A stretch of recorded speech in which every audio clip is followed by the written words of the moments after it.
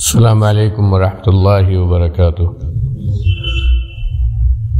ان الحمد للہ نحمده ونستعینه ونستغفره ونعوذ باللہ من شرور انفسنا وسیئات اعمالنا، من يهده الله فلا مضل له ومن يضلله فلا هادي له، وأشهد أن لا إله إلا الله وحده لا شريك له، وأشهد أن محمدا عبده ورسوله۔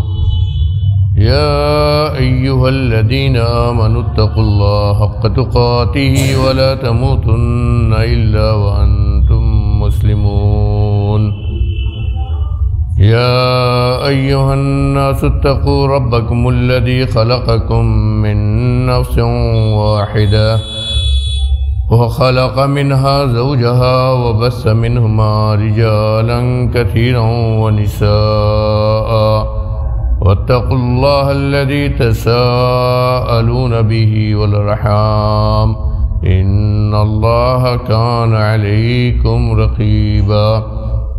يا أيها الذين آمنوا اتقوا الله وقولوا قولا سديدا يصلح لكم أعمالكم ويغفر لكم ذنوبكم، ومن يطع الله ورسوله فقد فاز فوزا عظيما۔ أما بعد فإن خير الحديث كتاب الله، وخير الهدي هدي محمد صلى الله عليه وسلم، وشر الأمور محدثاتها وكل محدثة بدعة وكل بدعة ضلالة وكل ضلالة في النار۔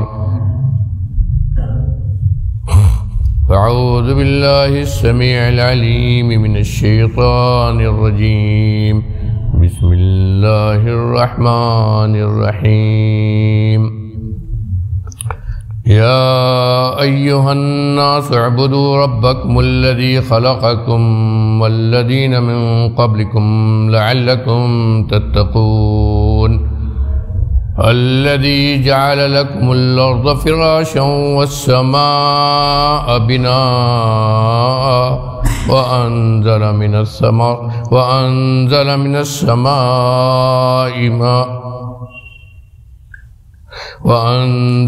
السماء ماء فأخرج به من الثمرات رزقا لكم، فلا تجعلوا لله أندادا وأنتم تعلمون۔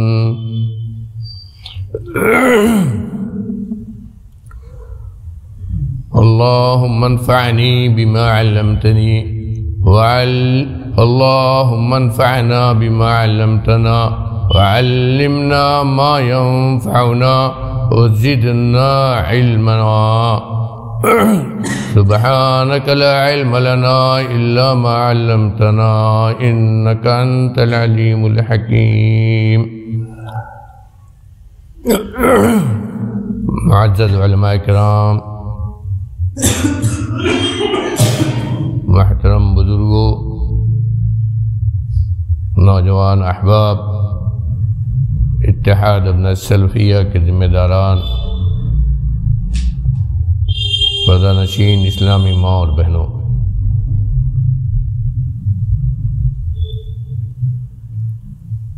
آج کی اس نشست میں جس موضوع پر کچھ کہنے،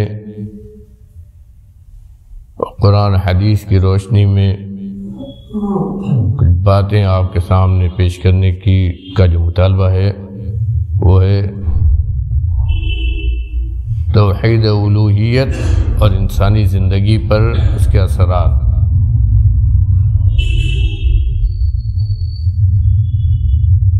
اللہ رب العالمین سے سب سے پہلے ہم یہی دعا کریں گے کہ پاک پروردگار ہمارے اس بیٹھنے کو قبول فرمائے،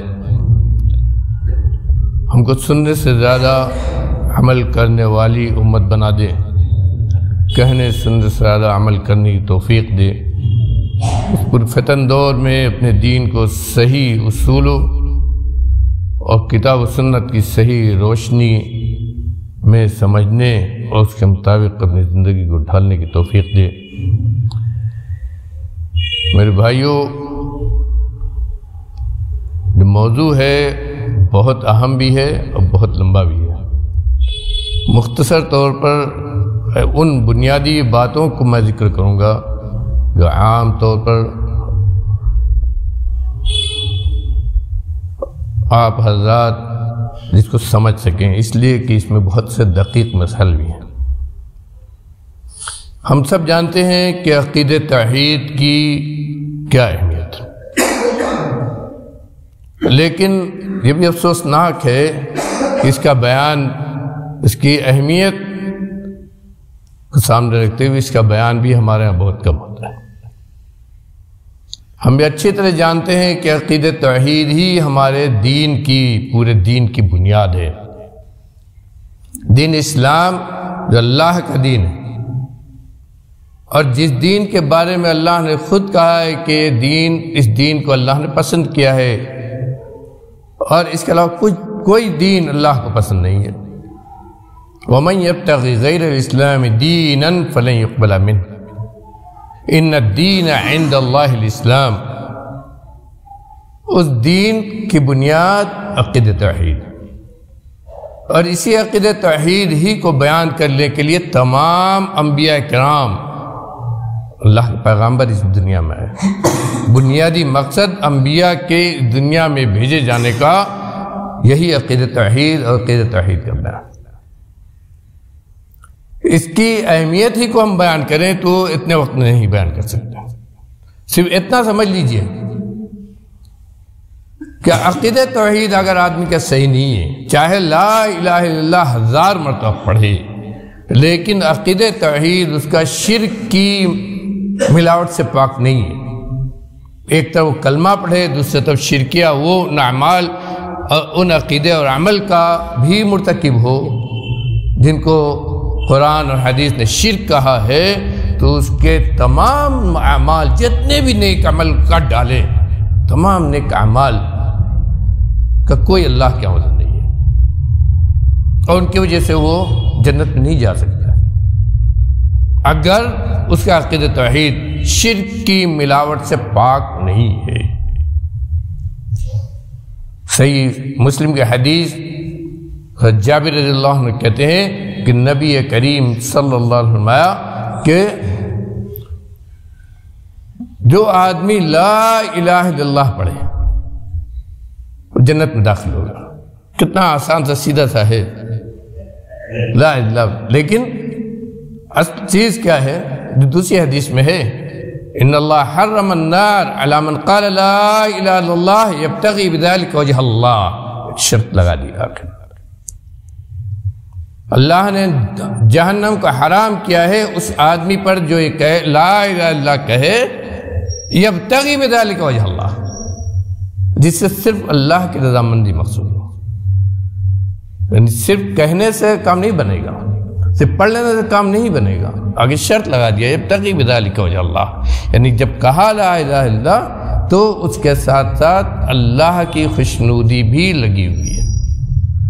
اس کلمہ کے پڑھنے کے بعد یہ ضروری ہے کہ آپ کی زندگی کا ہر عمل وہ ہو جس سے اللہ راضی ہو، جو اللہ نے چاہا ہو، اور اسی لیے اس عمل کو جو اللہ کی رضا کو، اس کی خوشنودی کو چاہتے ہوئے کیا جاتا ہے، عبادت کا ہے۔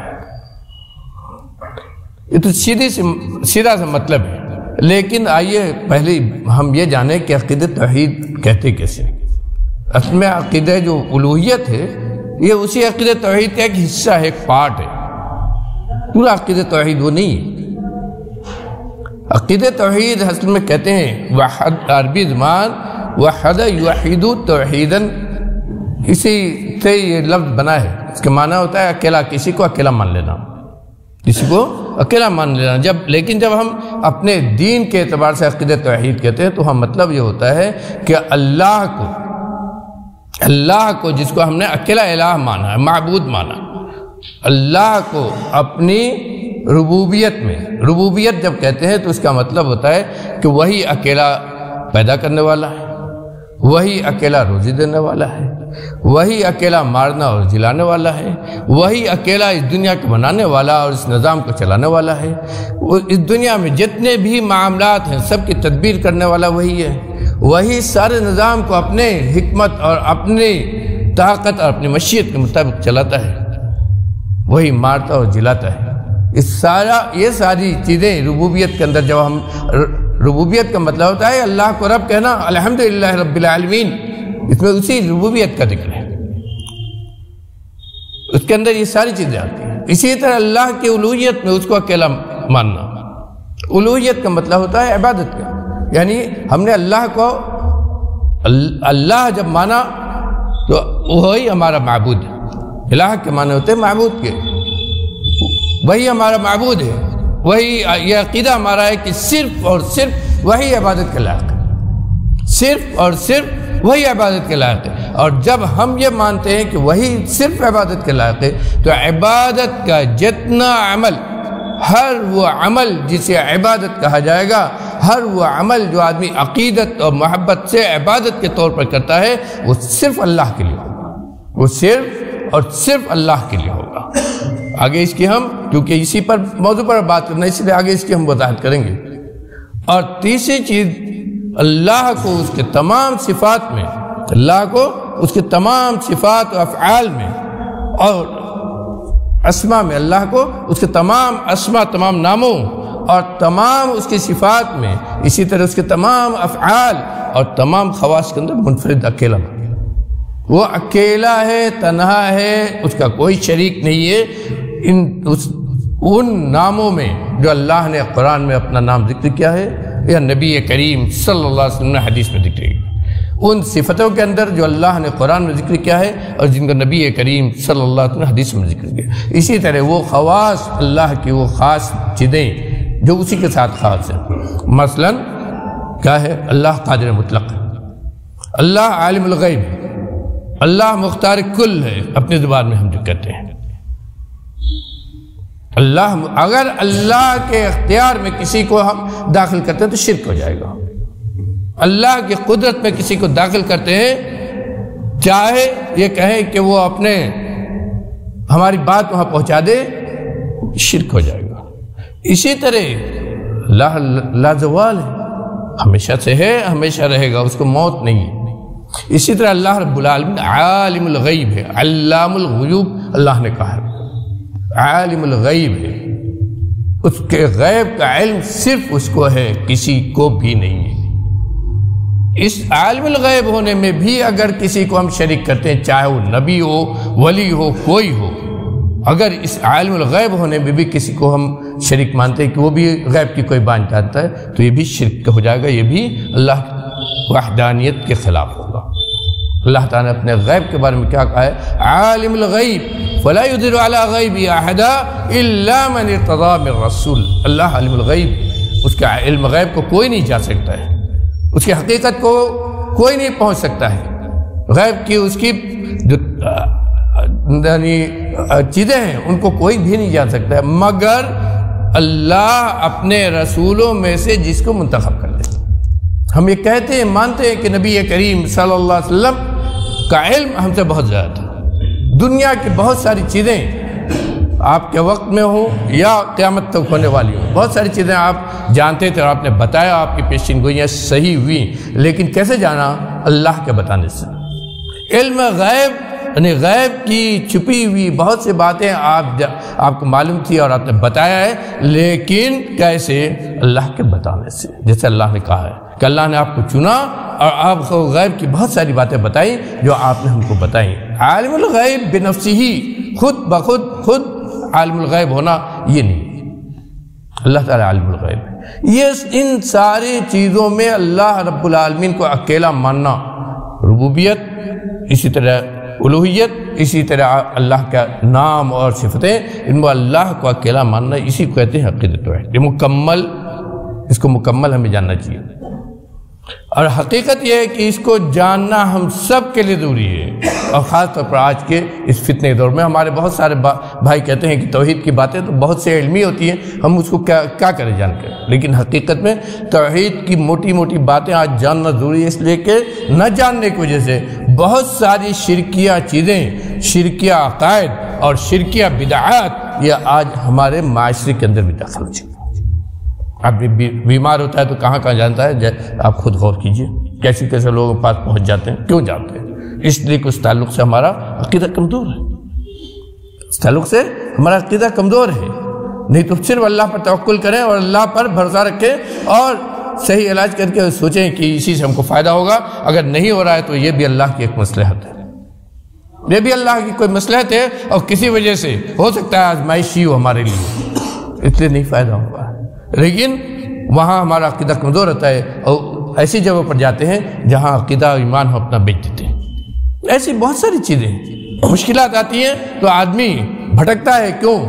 اس کا عقیدہ کمزور، عقیدہ توحید کمزور ہوتا ہے۔ اسی لیے علماء نے کہا ہے ہمیشہ ہر دور میں کہ سب سے ضروری ہے کہ آدمی، سب سے بنیادی چیز یہ ضروری چیز یہ ہے کہ آدمی اپنے عقیدہ توحید کو سمجھے اور پھر اسی کے مطابق عمل۔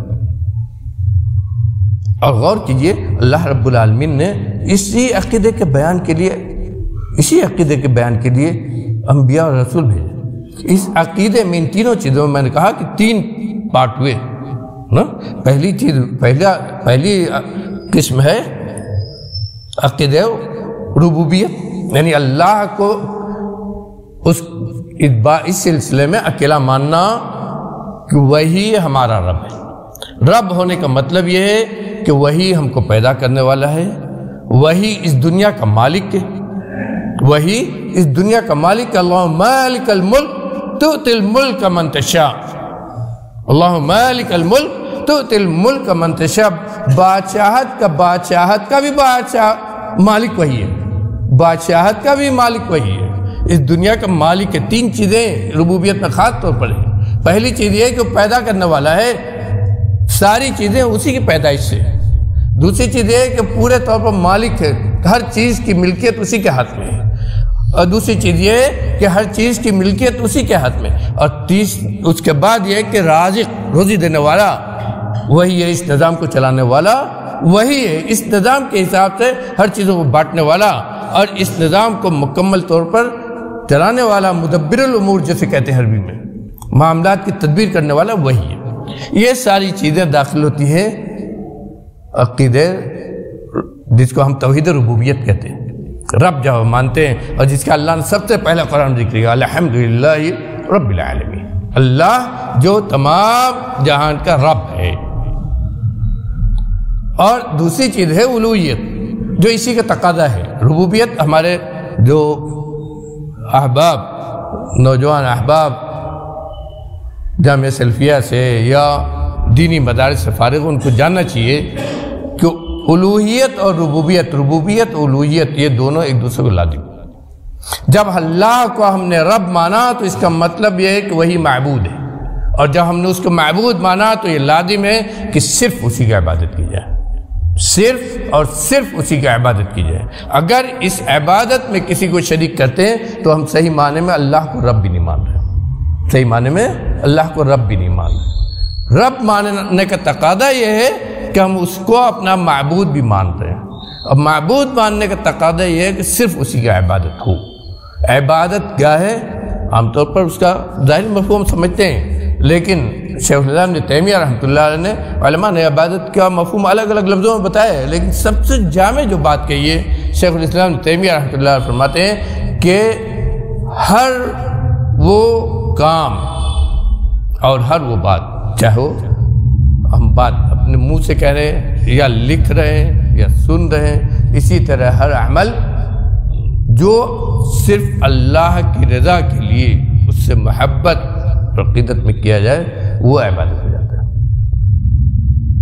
اللہ کی رضا کے لیے۔ اسی لیے میں نے اس حدیث میں بھی کہا، یبتغی بذلک وجہ اللہ، جو بھی عمل اللہ کو راضی کرنے کے لیے ہم کرتے ہیں وہ عبادت میں آتا ہے۔ اسی لیے کہا جاتا ہے کہ عبادت کیا ہے؟ دعا کرنا یہ عبادت ہے، رکوع سجدہ یہ عبادت، طواف یہ عبادت، نظر و نیاز عبادت، نظر و نیاز بہت اچھے سمجھ لیجیے، بہت سنتے ہم لوگ، نظر و نیاز یا عبادت۔ اسی طرح پناہ چاہنا استغاثہ کہتے ہیں عربی میں، عبادت۔ اسی طرح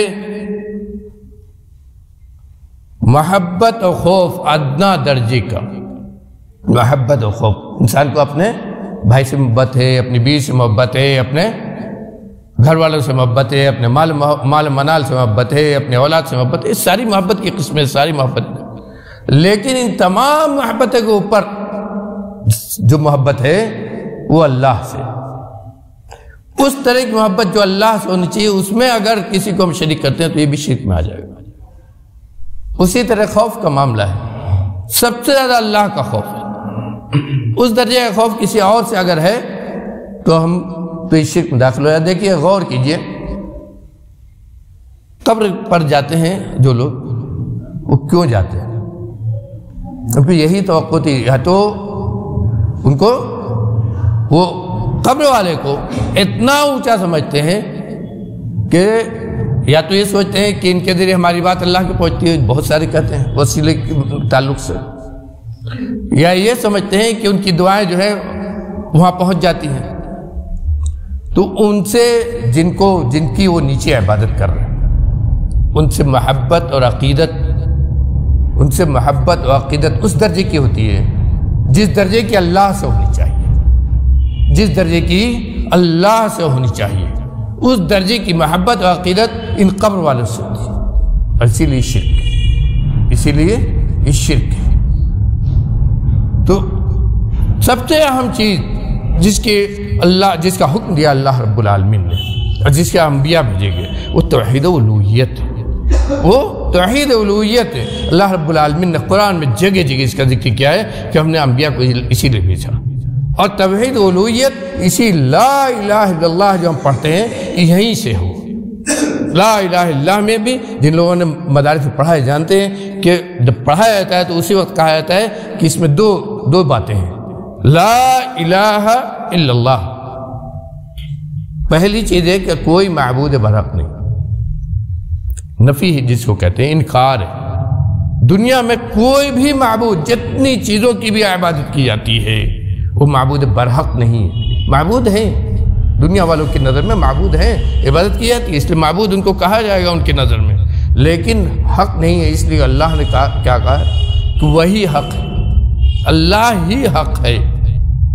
قرآن میں اللہ نے صاف طور پر کہا ہے اللہ ہی حق ہے، گویا عبادت معبود برحق صرف اللہ ہے۔ اسی لیے لا الہ الا اللہ کا معنی علماء کہتے ہیں کہ معبود برحق کوئی نہیں ہے الا اللہ، مگر اللہ، یعنی معبود برحق صرف ایک ذات اللہ ہے۔ اور جب ہم نے معبود برحق صرف ایک اللہ کو مانا تو اب اس کا تقاضا کیا ہے کہ عبادت کا جو بھی عمل ہے صرف اس کے لیے ہو، عبادت کا جو بھی عمل ہے صرف اسی لیے ہو۔ اور اسی لیے اللہ رب العالمین نے قرآن میں جہاں کہیں توحید الوہیت کا ذکر کیا ہے، نفی اور اس کے ساتھ اثبات۔ وَلَقَدْ بَعَثْنَا فِي كُلِّ أُمَّةٍ رَسُولًا أَنِ اعْبُدُوا اللَّهَ وَاجْتَنِبُوا الطَّاغُوتَ۔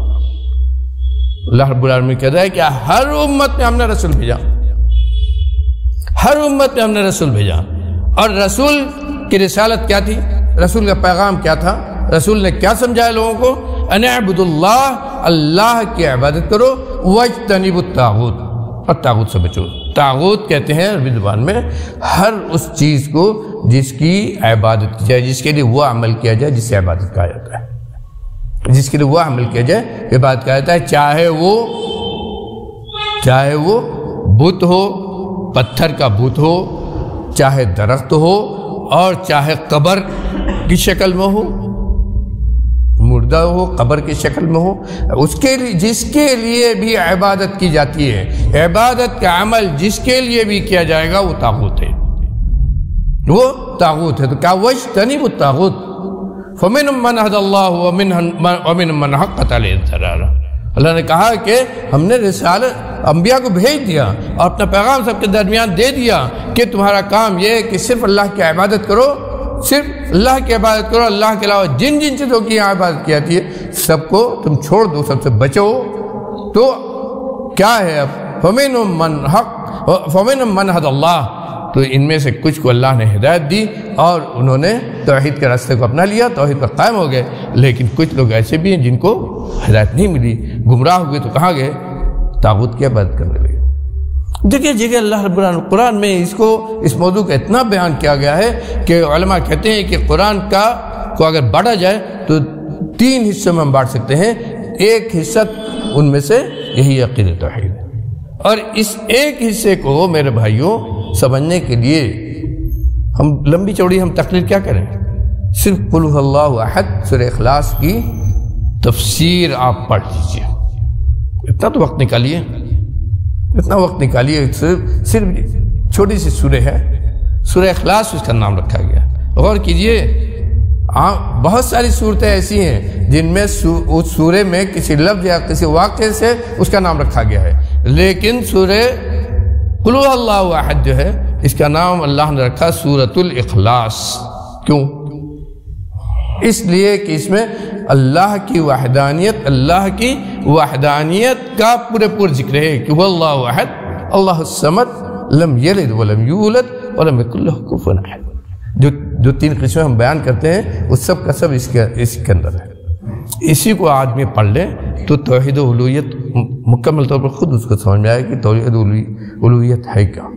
اور جب آدمی میرے بھائیوں یہ ہے کہ انسانی زندگی پر اس کے اثرات کیا ہیں؟ سیدھی سی بات ہے، جب ہم اللہ رب العالمین کو ایک اپنا معبود مانیں گے اور صرف اسی کے آگے اپنی پیشانی جھکائیں گے، صرف اسی کے آگے اپنا ہاتھ پھیلائیں گے، صرف اسی سے اپنا دل لگائیں گے، صرف اسی پر توکل اعتماد کریں گے، صرف اسی سے بیماری میں شفا مانگیں گے اور صرف اسی سے اپنی روزی مانگیں گے اور صرف اسی کے بارے میں ہمارا عقیدہ ایمان ہوگا کہ وہ جب تک چاہے ہمیں اس دنیا میں رکھے اور جب چاہے اس کا حکم آئے اور ملک الموت ہم کو یہاں سے رخصت کر دیں۔ یہ ساری چیزیں جب ہم اللہ کے تعلق سے جب ہمارا ایمان ہوگا تو ہمارا عمل کیا ہوگا؟ ہم یہ چاہیں گے کہ اللہ ہم سے راضی ہو، چاہے نماز ہو، روزہ ہو، جو بھی چیز ہو، ساری عبادتیں اور ہماری ساری زندگی کا محور مرکز یہی عقیدہ ہے، بنیاد یہی عقیدہ ہے۔ اور اسلام کی تعلیمات آپ پڑھیے، ساری تعلیمات کی بنیاد یہی عقیدہ ہے۔ ہر جگہ آپ کو یہی عقیدہ توحید ملے گا، ہر جگہ یہی عقیدہ توحید ملے گا کہ عبادت صرف اللہ کی، عبادت صرف اللہ کی۔ اور اسی لیے اس عقیدہ الوہیت ہی کو شیطان نے سب سے پہلے انسان سے چھینا۔ یہ بھی سوچیے، شیطان جس کو اللہ نے ہمارا دشمن کہا، اس نے انسانوں سے سب سے پہلے جو چیز چھینی یہی عقیدہ توحید۔ دنیا میں اللہ نے انسانوں کو بھیجا یہی عقیدہ الوہیت، توحید کا یہی عقیدہ الوہیت جو ہم کہتے ہیں۔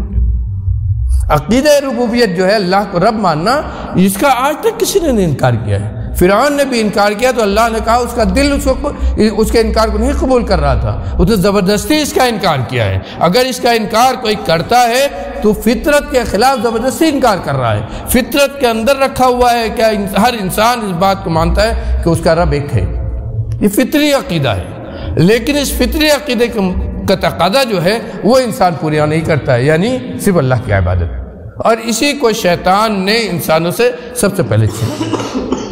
حضرت نوح علیہ السلام، آپ نے 12 سنا ہوگا اس حدیث میں، حضرت نوح علیہ السلام کے زمانے میں شرک کی شروعات ہوئی، یعنی عقیدہ ربوبیت، عقیدہ الوہیت وہیں سے چھینا گیا۔ اللہ نے انسان کو اس زمین پر عقیدہ توحید کے ساتھ بھیجا ہے۔ اللہ کا دین اسلام، اور دین حضرت عبداللہ بن عباس رضی اللہ عنہ کہتے ہیں کہ اللہ کا دین اسلام، اور دین اسلام کی بنیاد عقیدہ توحید، اور عقیدہ توحید کا مطلب یہی ہے عقیدہ جس کو ہم توحید ربوبیت، توحید الوہیت اور توحید اسماء و صفات کہتے ہیں۔ اور اس میں بنیادی طور پر کیا چیز ہے؟ وہی عقیدہ الوہیت۔ اسی کو چھینا گیا، اور کیسے چھینا گیا؟ شیطان نے کیسے چھینا؟ میرے بھائیوں، وہی غیر اللہ جن کو ہم بزرگ مانتے ہیں، جن کو ہم بڑا مانتے ہیں، جن کو ہم متقی پرہیزگار مانتے ہیں، جن کے بارے میں یہ تصور ہوتا ہے کہ اللہ کیا یہ بات ہماری جلدی پہنچا دیں گے، جن کے بارے میں یہ تصور ہوتا ہے کہ اللہ نے دنیا میں ان کو کچھ اختیار دے رکھا ہے، جن کے بارے میں یہ عقیدہ بنا لیا جاتا ہے کہ ان سے ہم اگر رجوع کریں تو ہماری حاجتیں جلدی پوری ہوں گی، یہی تو چیزیں ہیں۔ تو ان کی طرف آدمی کو لگا دینا، شیطان نے یہی تو کہا تھا کہ تم سے پہلے جو تمہارے بزرگان گزرے ہیں وہ سب بہت پہنچی ہوئی ہستیاں تھیں، وہ اللہ کے بہت مقرب تھے، ان کو بھولنا یہ تمہاری غلطی ہے، ان کو بھول جاؤ گے، اس لیے ان کی مورتیاں بنا کر اپنی مجلسوں میں اس جگہ پر رکھو جہاں وہ بیٹھا کرتے تھے، تم کو تلقین کرتے تھے، درس دیتے تھے، تم کو سکھاتے تھے، دین سکھاتے تھے، وہاں رکھو۔ اور اس کے بعد پھر کیا ہوا؟ انہی جن کو بڑا بنا کر شیطان نے دکھایا تھا، یہی بڑی ہستیاں عبادت کے لائق بن گئی۔ اور ان لوگوں نے کیا کیا میرے بھائیوں؟ اللہ کی ربوبیت کا وہاں بھی ان لوگوں نے بھی انکار نہیں کیا تھا۔ شیطان جب نہیں انکار کرا، وہ کیسے انکار کریں گے؟ شیطان نے تو بار بار کہا ہے ربی بما اغویتنی، رب کہا ہے اے اللہ، اے رب مجھ کو اجازت دے دے کہ میں ان کو بہکا دوں، رب کہا ہے خود اس نے، تو کیسے انکار کرے گا؟ اور اس کے ماننے والے کیسے انکار کریں گے؟ لیکن جس چیز میں شیطان نے بہکایا وہ عبادت کا معاملہ تھا، اور اس کے لیے جو چیز شیطان نے جو چیز لگائی وہ وسیلہ کا طریقہ۔ اسی لیے اللہ رب العالمین نے مشرکین مکہ کے بارے میں بھی یہ کہا ہے کہ اگر ان سے آپ پوچھیں کہ تمہارا رب کون ہے تو یہ کہیں گے اوپر والا ہے۔ اگر یہ پوچھیں کہ تم کو روزی کون دیتا ہے تو وہ یہ کہیں گے اوپر والا ہے۔ اگر ان سے پوچھیں کہ تم کو شفا کون دیتا ہے بیماری سے تو یہی کہیں گے اوپر والا ہے۔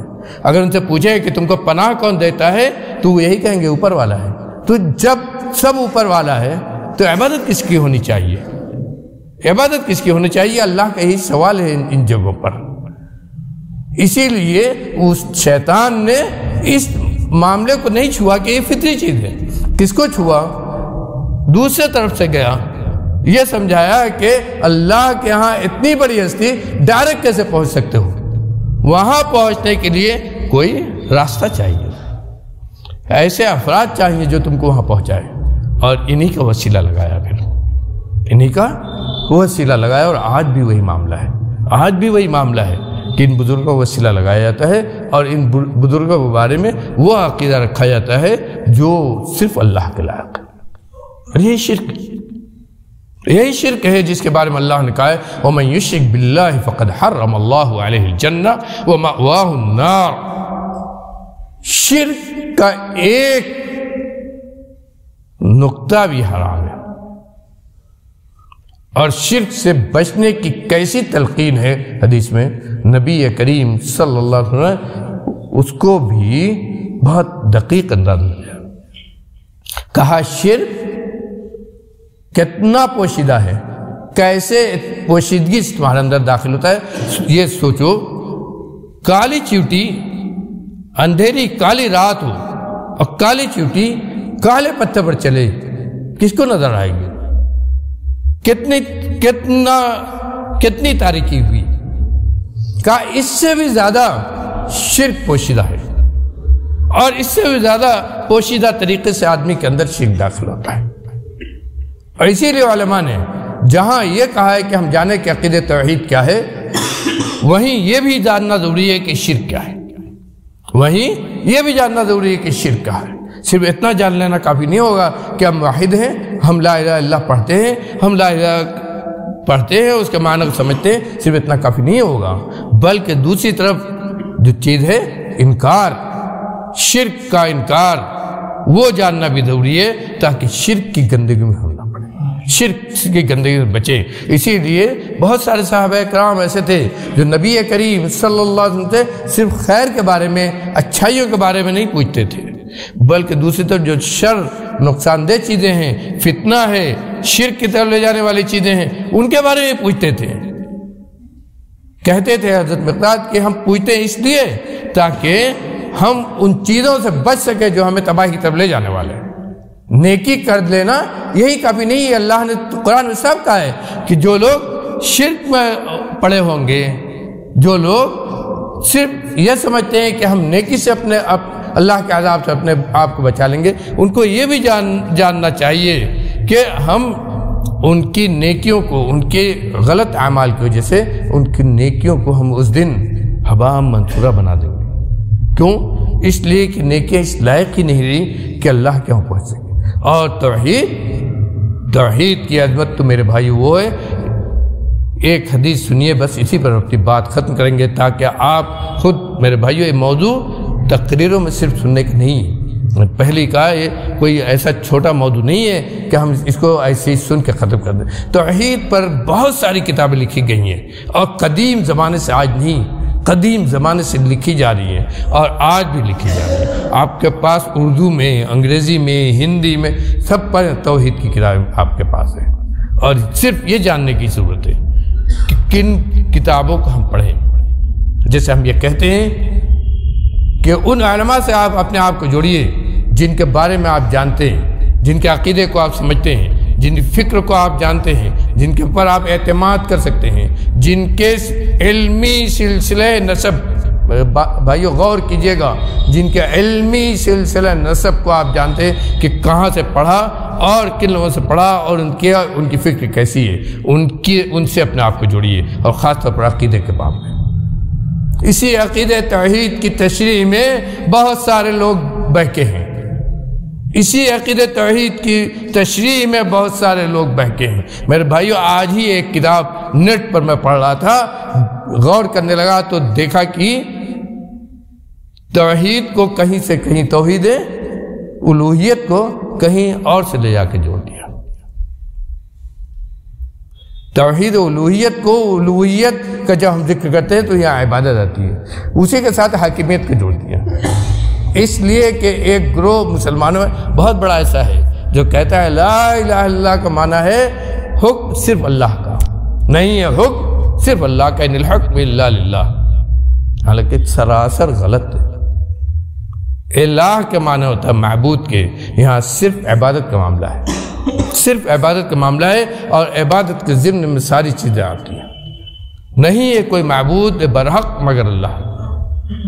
اسی لیے انہوں نے عبادت کے ساتھ حاکمیت کو جوڑ دیا اس الہ کے مفہوم میں. صرف میں کہتا ہوں کہ ضروری ہے، عقیدے کو بچانے کے لیے ضروری ہے کہ صحیح چیزیں ہم پڑھیں، اور پڑھنے کی ضرورت ہے. اور اس کی اہمیت، عقیدہ توحید کی اہمیت میں نے کہا. ایک حدیث نبی کریم صلی اللہ علیہ وسلم فرمایا کہ ایک آدمی قیامت کے دن لایا جائے گا، جب ہمارے اعمال کا ترازو رکھا جائے گا، اعمال تولے جائیں گے، اور یہ طے ہوگا کون جنت میں اور کون جہنم میں. ایک آدمی لایا جائے گا، گناہ کتنے ہوں گے اس کے؟ کہا 99 رجسٹر. ہر رجسٹر اتنا لمبا چوڑا جتنا آسمان و زمین کی پہنائی اس کی. کہا اس کی چوڑائی اتنی جتنی لمبائی نہیں، کہا اس کی چوڑائی اتنی جتنی آسمان و زمین. 99 رجسٹر گناہوں کا. سوچی کتنے گناہ ہوں گے.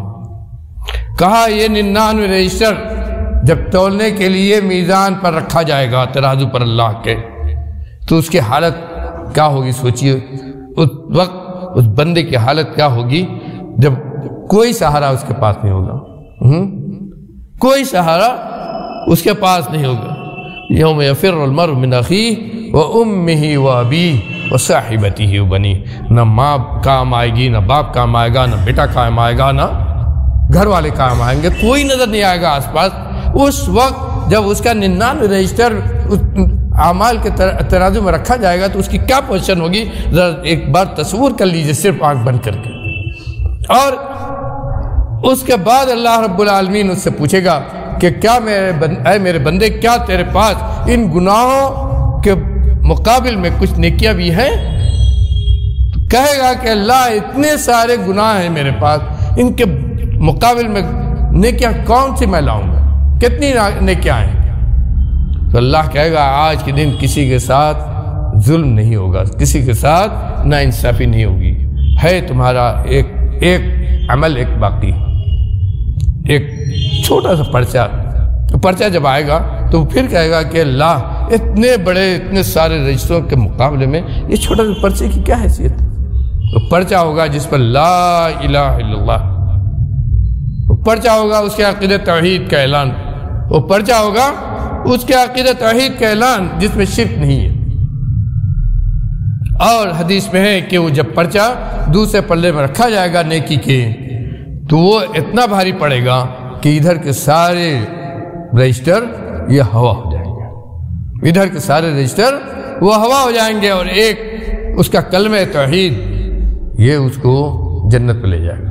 اسی لیے نبی کریم صلی اللہ علیہ وسلم کہا کہ ہمیشہ دعا کرو کہ ہمارا خاتمہ کلمہ لا الہ الا اللہ پر، اس کلمے پر جس کا خاتمہ ہوگا اور اس کلمے کو صحیح طور پر پڑھتے ہوئے اس دنیا سے جائے گا تو اللہ رب العالمین گناہ اس کے معاف کر سکتا ہے، کیونکہ اللہ کا یہ اعلان ہے کہ شرک اگر نہیں کیا ہے تو اس کے دوسرے گناہ اللہ چاہے تو معاف کر سکتا ہے۔ اسی لیے ترمذی کی حدیث قدسی ہے، نبی کریم صلی اللہ علیہ وسلم فرمایا کہ اللہ رب العالمین قیامت کے دن کہے گا، اللہ رب العالمین کا یہ اعلان ہے، وہ کہتا ہے کہ اے ابن آدم تو اگر زمین بھر کے گناہوں کو لے کر میرے پاس آئے، ایک شرط کے ساتھ کہ تو نے میرے ساتھ شرک نہ کیا ہو۔ زمین بھر کر گناہ، سوچئے، کہا زمین بھر کر گناہ لے کر آئے میرے پاس، ایک شرط کے ساتھ کہ تو نے میرے ساتھ شرک نہ کیا ہو، تو میں اس سے زیادہ اپنی مغفرت لے کر تمہارے پاس آؤں گا۔ کہا اس سے زیادہ اپنی مغفرت لے کر میں تمہارے پاس، شرط صرف ایک ہے کہ شرک سے ہم پاک ہوں۔ سوچئے کہ توحید اور شرک دونوں کتنی اہم چیز، توحید جو جنت میں لے جانے والی چیز، اور شرک تمام نیک اعمال کرنے کے بعد بھی لئن اشرکت لیحبطن عملک ولتکونن من الخاسرین، نبی سے کہا گیا، سوچئے نبی کی زندگی جس کا ہم سوچ بھی نہیں سکتے ہیں، نبی سے کہا جا رہا ہے کہ ساری زندگی آپ کے سارے نیک اعمال میں ہے، لیکن لئن اشرکت لیحبطن عملک، اگر آپ نے بھی شرک کر دیا تو آپ کے تمام نیک اعمال حبط و ضائع ہو جائیں گے۔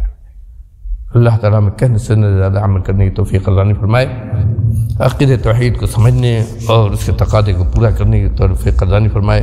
رب العالمین تو نے ہمیں صحیح عقیدے کی ہدایت کی ہے، عقیدہ توحید پر رکھا ہے، کلمہ توحید لا الہ الا اللہ ہم ہر وقت پڑھتے ہیں، اسی پر تو ہمارا خاتمہ فرما، ہم اس دنیا سے جائیں تو اسی کلمے کو پڑھتے ہوئے اس دنیا سے جائیں، تو ہم سے اس دنیا میں بھی راضی رہ، اور اس دنیا سے ہم جائیں تب بھی تو ہم سے راضی ہو، تیرا کلمہ لا الہ الا اللہ ہماری زبان پر ہو۔ اقول قولی ھذا واستغفر اللہ لی ولکم۔